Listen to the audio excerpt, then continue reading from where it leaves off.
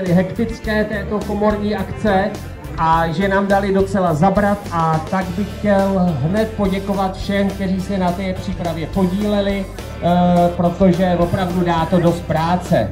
Hned na úvod, kromě vás, bych chtěl přivítat i po mé levé ruce pana krajského náměstka hejtmana Plzeňského kraje, pana Vanku, který vám potom řekne pár slov. Děkuju. Tak, víte, že proběh první a druhý ročník gastrofestivalu a to byl takový závazek, aby jsme pokračovali dál. Hned na úvod bych řekl, co potřebujeme zlepšit, a to je posílit organizační tým, protože to dá opravdu hromadu práce. Chtěl bych poděkovat hned na úvod Milanu Maršalíkovi z Mrtníka a firmě Marbes za ten skákací hrad, za to jsme moc rádi a děti určitě taky. Potom bych chtěl říct, že jsme lépe označili nabízená jídla a nápoje, že oproti loňsku jsme to rozdělili na jídla slaná, sladká a nápoje. Nejde to splést, máte to tam i barevně označený. Navýšil se počet účastníků z původních 13 na 16 a je tu stále prostor pro navýšení, ale náš limit je někde kolem 20. Plocha pro parkování si myslíme, že je taky dostatečná. Za chvilku bude zprovozněný dětský koutek a bádání a tvoření. To bude někde od 14:30 a to bude mít na starost Martina Hubková. Co si pod tou činností představit, to zjistíte, až ten koutek navštívíte. Dále bych chtěl říct, že jste u vstupu obdrželi malý dotazník pro hodnocení, ať už ochutnaných nebo i neochutnaných jídel. Vše opravdu nejde ochutnat. Na dotazníku je třeba vyplnit číslo jídla a kategorii slané, sladké, nápoj. To máte na těch cedulkách před stolkama. Teďko už můžu prozradit, že každý z účastníků dostane poděkování jako loni, drobný dárek, a pro změnu letos budou prostě oceněny pouze první místa slané.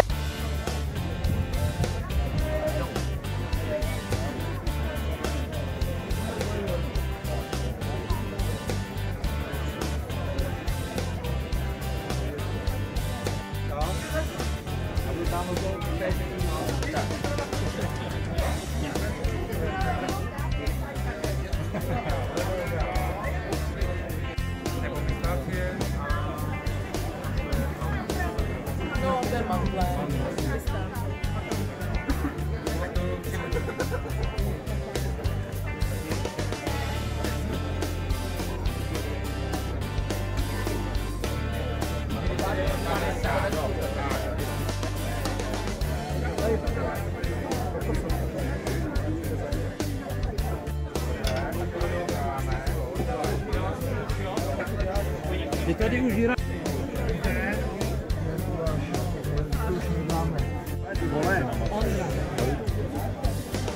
Ondra, prosím na to. Ne, řekněte to, nemůžete opustit stánek oba dva.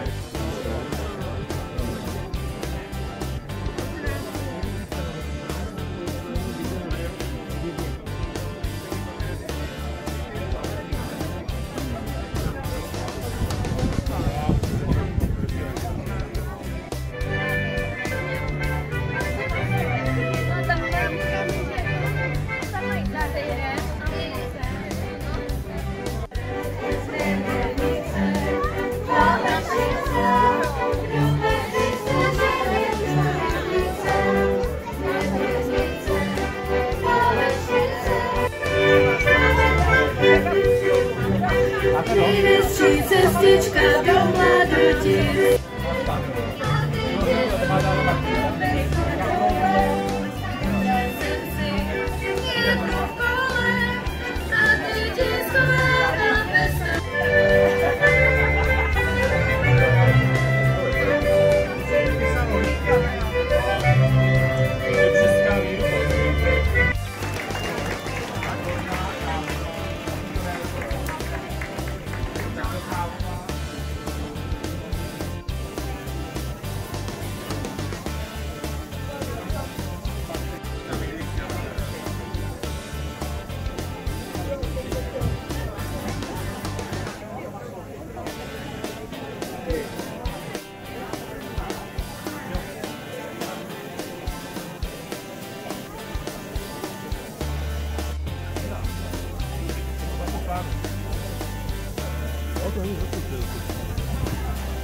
Jo, taky si to přiklánu 12 a že půjdu na 13. Tak Martin říkal, že to na to musí mít taky.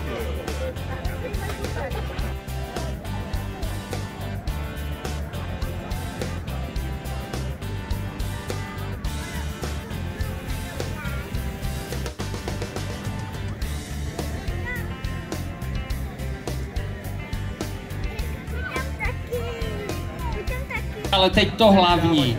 Říkali jsme, že vítěz bere vše. Takže nápoj sladký a slaný. Prostě bylo to, i pro mě to bylo napínavý a byl jsem zvědavý, jak to všechno dopadne. Začneme nápojem, potom dáme sladký a na závěr bude slaný. Takže nápoje. První místo kategorie nápojů získal Jirka Lánský a Chataři za nápoj domácí pivo. Přeju. Tak. A fotku mezi náma. Musíme udělat fotku. Postav se mezi nás. Prosím o fotku. Skvělý, pak uvidíte i videa z dronu, jak se to dneska povedlo. Díky moc!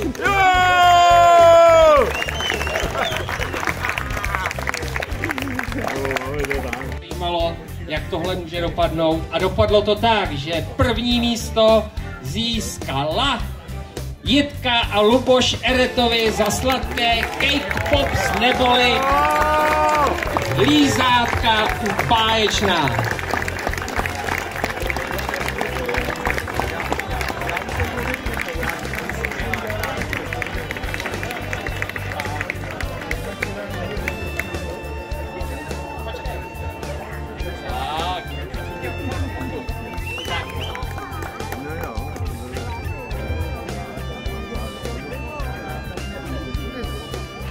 Tak, teoreticky by si ty kategorie stály naroveň, ale přeci jenom ta konkurence v tom slaným byla daleko větší a proto mi dovolte, abych vyhlásil a potvrdil obhajobu z loňského roku tím, že první místo získali myslivci z Pláň za mafiánskou siku. Aleš Tauk. To bylo dobrý, Járo, to bylo dobrý.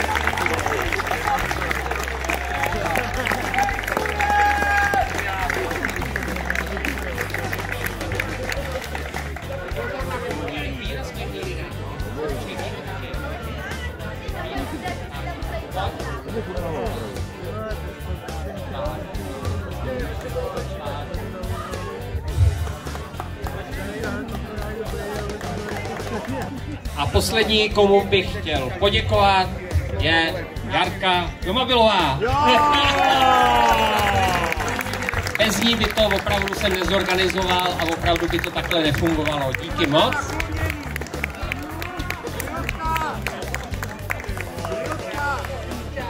Ještě jednu.